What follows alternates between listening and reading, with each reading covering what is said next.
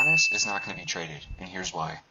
Over the last month, there's been buzz around NBA Twitter and the league that Giannis' time in Milwaukee is coming to an end. But is it really? One of the most notable analysts and insiders is Shams Charania. Now this may sound crazy, but for 2 whole years, Shams has been trying to push this narrative that Giannis is this damsel in distress, and he finally wants out. At this point, it seems like every 2 weeks he's tweeting something along the lines of, Giannis is having conversations with his agent. Even Giannis himself had to come out and try to put a stop to these rumors. Now at this point, you're probably wondering, why is Shams trying to do all this? It's an easy answer: engagement baiting. Trade rumors are the easiest way to get people to go crazy over your posts. How do you stay relevant online on NBA Twitter?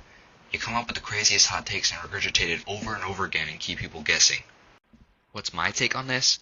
I think Shams, and especially Adam Silver, want another league-wide shakeup on the level of the Luka trade. But hey, that's just me. Anyways, if you want more videos like this, please let me know and be sure to follow. Peace.